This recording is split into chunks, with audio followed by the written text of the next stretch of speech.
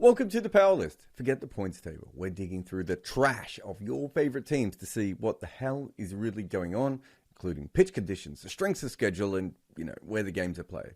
Then I just decided to hate your team, and I do mean your team, for no reason. This week, we're also looking at how well your team's seamers and spinners are going. Spoiler, it is not always good.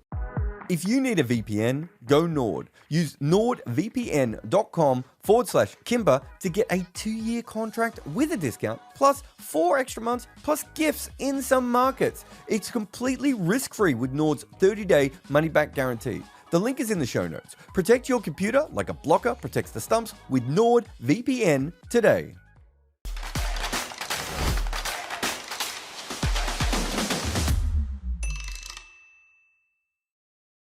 The Rajasthan Royals, well, their recent record is 1 win at KKR. They pulled off a great game, really. Josh Butler's take-it-deep approach worked very well, as he was supported by very impactful cameos from Rian Parag and Robin Powell. Although, it is interesting that KKR did so well against their bowling lineup. When it comes to seam, they have one of the best new ball bowlers in the league, Trent Boult, who has 5 wickets in 19 overs at an economy of 6.37. Nandre Berger has also taken early wickets, but he's gone for a few more runs. Kuldeep Sen has taken wickets in the middle overs, especially right after the field restrictions have been finishing, and Avesh Khan has bowled very well at the death, going at under 10 runs per over. Sandeep Sharma also started off pretty well in his new role, but unfortunately him and Nandre Berger have been injured. The fact that they've continued to win without them is a good thing. Their spin bowling is above par. They have arguably 2 of the best spinners in the entire league, with Yuzi Chahal and R. Ashwin. And Chahal's been taking wickets and not really conceding all that many runs in the middle overs, while also bowling a few at the death as well. Ashwin gives them flexibility as an all-phase option, but he's only taken 1 wicket this season and probably gone for a few more runs than you would have liked at 9. But they've also used Keshav Maharaj, so that's a hell of a backup, and he's looked pretty good in his games as well. They've got a game versus Mumbai and then 2 at LSG and Sunrisers. So if Rajasthan can go 2-1 in these 3 matches, they will almost be guaranteed a spot in the playoffs. But anything less than a top 2 finish with their talent would be considered a failure. The Sunrisers Hyderabad went 2-0. They had a win at RCB and Delhi. They really seem to be on a mission to break this 300 barrier. That left-handed opener duo, the southpaws of slog, Travis Head and Abhishek Sharma, have scored at a ridiculous rate. Heinrich Klaasen also played an incredible innings against RCB. You've got Abdul Samad, Shahbaz Ahmed, Nitesh Reddy have also been good at various times. Their bowling pulled it back well against Delhi, but they did start pretty ordinary. Remember, it was 109 for 2 in just 6.5 overs, so still not ideal. Their pace bowling has been under par. Pat Cummins has been exceptional and is definitely having his best IPL season. Natarajan has also been impressive, especially considering the heavy load he has to do at the back end of the season. Bhuvi still isn't taking as many wickets, but he's kept it fairly tight. However, he has been slogged quite a bit at the death. Jaydev Unadkat has gone for more than 11 runs and over. Nitesh Reddy has shown some promise as an all-round option, but overall as a unit, despite some good individual players, it hasn't really looked good as a team. But compared to their spin bowling, their pace bowling is great because their spinners are terrible. Mayank Makandi is their lead spinner, and he's taken 5 wickets at 11.24 runs per over. Shahbaz Ahmed has an economy of 12.44, and I'll be honest, I really think it could be higher than that. And Washington Sundar has now gone for 73 runs in 5 overs.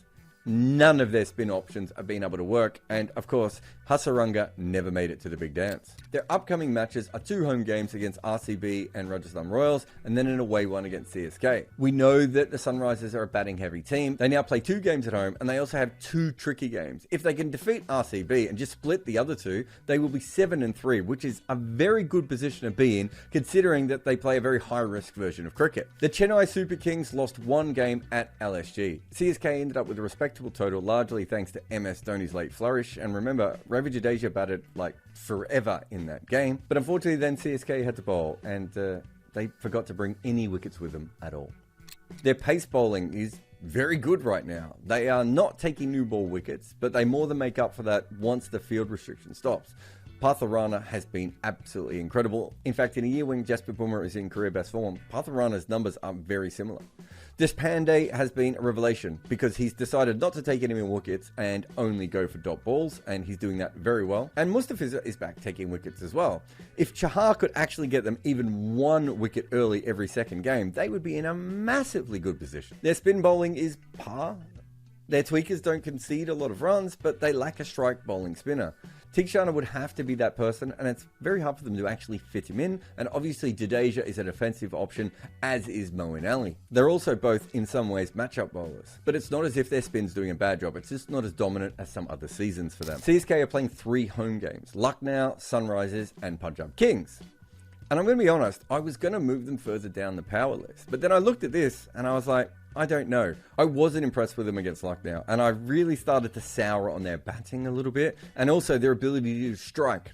I still think they're a good bowling side, but I don't know if they're very good at striking when they don't make a lot of runs, and I'm not feeling their batting lineup at the moment. But remember, they have won all 3 matches at home so far, and when they're going to play the next 3 there's a big chance they're going to win a few of those. However, Lucknow and Sunrisers are strong teams at the moment, and Lucknow beat them in the last game. And the real interesting game might be the Sunrisers batters going up against the CSK bowlers, offense versus defense. The Kolkata Knight Riders, their record is 1-1.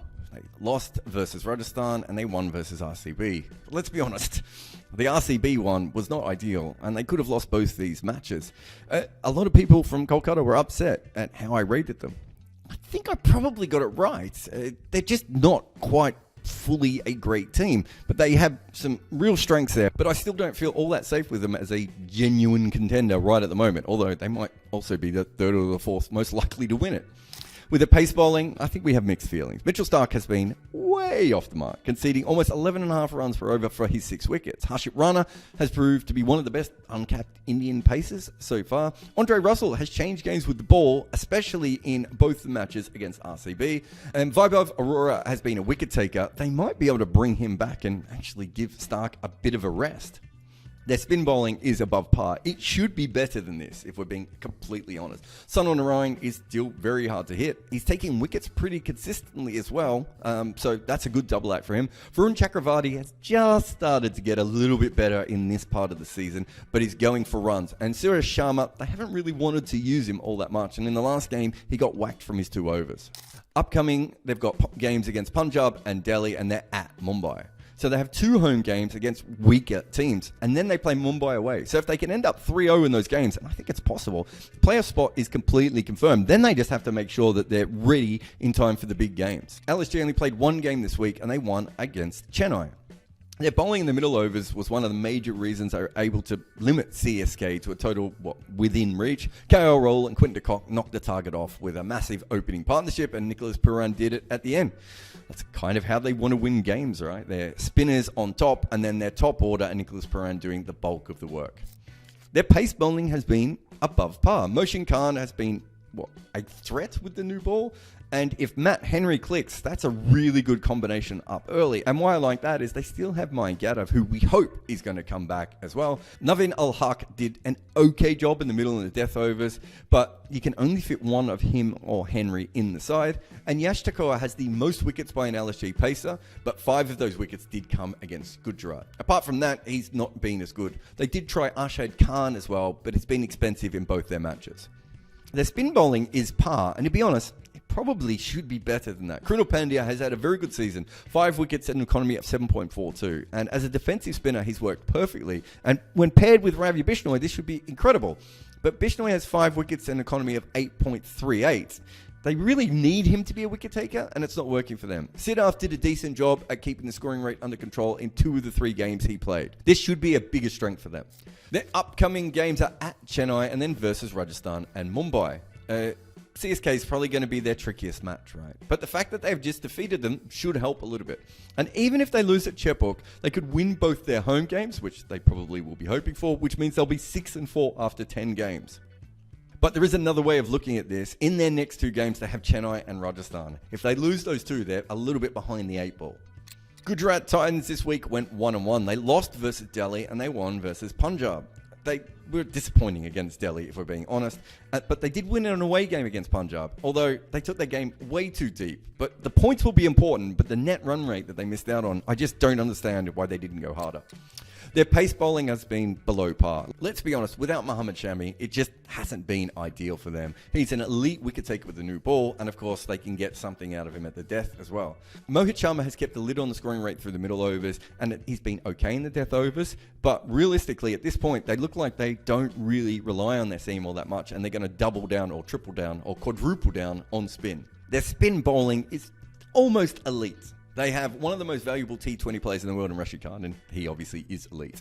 And with the left arm wrist spin of Noor Ahmed and the left arm finger spin of Syed Kishore, they actually have the ability to take wickets and keep the opposition down. They can bowl on the power play. They can bowl almost all the way through to the death. They're pretty good. I want Noor Ahmed to keep bowling at the level he's at, and Syed Kishore to use the new ball, but the fact that they can bowl spin at any part of the game is a huge advantage, and at the moment they're all doing very well. Their next fixtures are at Delhi versus RCB and then at RCB in a back-to-back. That is an incredibly easy schedule in the coming days. And after these latest couple of games, I haven't been feeling them, but this is a very good time to play RCB twice in a row. Now, of course, Delhi did actually beat them before, but I don't think that's a matchup thing or anything else. If they win 2 of these 3 matches, they'll be 6-5 with 3 games in hand. If they're really as good as they should be, they should clean sweep these. Mumbai Indians won against Punjab Kings, and they did an impressive job with the bat, and they looked on course for a big win after reducing Punjab to 14-4. However, Ashutosh Sharma and Shashank Singh brought the hosts right back into the game. Jasprit Bumrah was outstanding, and Jarrod was also very effective. So their pace bowling is above par. I mean, it basically is almost Bumrah on his own, if we're being honest, because everything else is pretty negative. He's probably in the middle of having one of the best IPL seasons by any player ever. Kotsia has been a very good strike bowler, but obviously he's going to go for runs. Akash Madwal had a much better season last time, and Hardik Pandya has bowled, but really hasn't looked his best at the moment.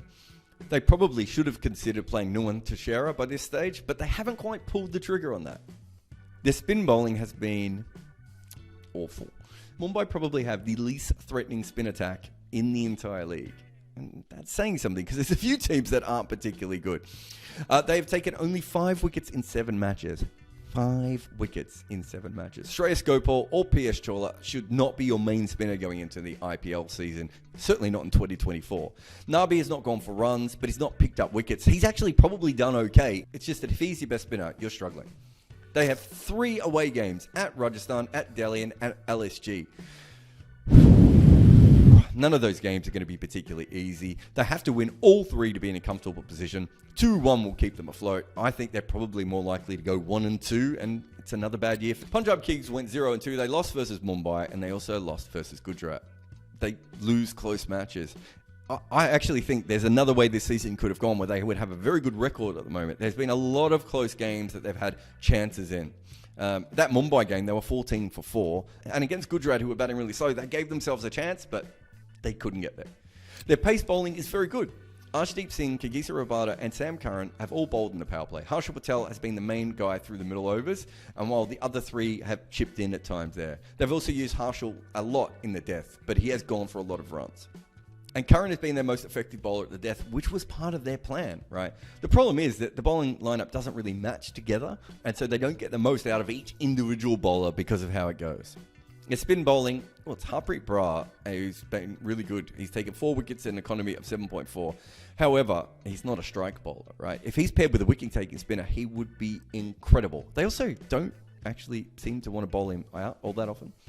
Liam Livingston is a handy matchup spinner because he can turn it both ways, but he should not be a frontline option either. He should be your 6th bowler or your 6.5 bowler. But when they've used him, they've actually used him quite well. Their upcoming fixtures are 2 away games at KKR and CSK, and then they're playing CSK at home. Mathematically, they are not out of the race for a playoff spot. However, the upcoming fixtures are completely against teams that are so much better than them. I really can't see them getting a positive record out of these 3 games. The Delhi Capitals' recent record has been 1-1. They won at Gujarat and they lost versus the Sunrisers. They put up a dominant performance against Gujarat, and they seem to be in with an outside chance to chase down a record score against the Sunrisers when Fraser McGurk was Fraser McGurking. However, Rishabh Pant and even Tristan Stubbs failed to get going, and in the end, they were a long way off. Their pace bowling has been awful. Apart from Khalil Ahmed in the power play, none of their paces have been a standout in any part of the game so far. They're at their absolute worst in the final 4 overs, especially Anrik Nortje, who has been... It's like I'm bowling in the death, if we're being honest. Their spin bowling has been absolutely incredible. It's elite. The spin duo of Kuldeep and Akshar have been brilliant. Kuldeep is a wicket-taking threat, and also no one is scoring off him. And Akshar has taken some wickets, but is being just a great defensive bowler. Despite the fact that they've played in some very high-scoring fixtures, and sometimes they've had to come in early just because the team is panicking, they've always been good at attacking and defending at the same time. You cannot ask for any more out of your spin bowlers than they've got. Their upcoming fixtures are versus Gujarat, versus Mumbai, and then at KKR. They're still not out of the tournament, but I mean, I would be shocked if they made it to the playoffs. The fact that they won against Gujarat last time should give them an advantage, or at least some confidence. KKR away will be their main challenge. They have to go 2-1, I suppose, here. Okay, maybe they can. RCB had one game this week, and they lost at Kolkata. This was RCB's closest loss of the season, so I suppose, is that a positive? We'll take it as a positive. Rajat Patidar and Will Jacks put them in a really good position to win the game. Unfortunately, the 12th and 13 overs, where they lost 4 wickets, 2 to Russell and Narayan, was basically when the chase was completely derailed. Their pace bowling has been the worst. The worst, Jerry. The worst.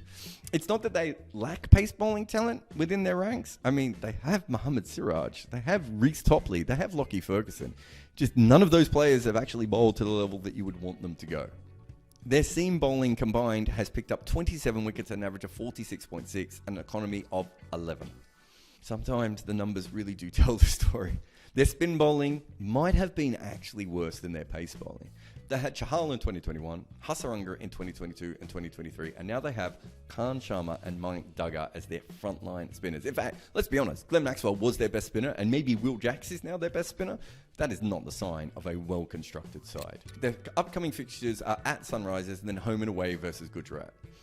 Does it matter at this point? I mean, maybe they can win some of these games. I think it's unlikely they win them, and they've probably already got too many losses to make the playoffs as it is. It would take an absolute miracle for them to get home from here, and I don't think that anyone believes a miracle will come for RCB. That is it for the power rankings this week. Put your order in the comments, but you probably don't need to, as clearly you will agree with every single word I have said. So just like this and subscribe to the channel and get a face tattoo with the words good areas on it.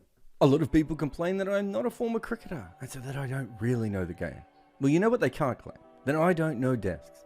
I've been using desks for years. I'm a collector of desks, old and new, and I'm sitting on a new one right now. I am the Don Bradman of sitting at desks. So when I tell you that the E7 Pro next generation height adjustable desk from FlexiSpot is legit, this is like Michael Jordan talking to you about sneakers.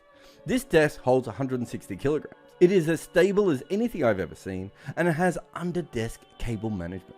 But really, the main skill here is that this desk rises and falls at the push of a button, and it moves super quick. And it has so many settings that remember your favorite heights. It really does it all. And I could not recommend the E7 Pro from FlexiSpot anymore, even though I am currently sitting on one of FlexiSpot's BS12 Pro multifunctional, adjustable, upgraded fabric ergonomic chairs. My butt and computer have never been happier than when using one of FlexiSpot's products.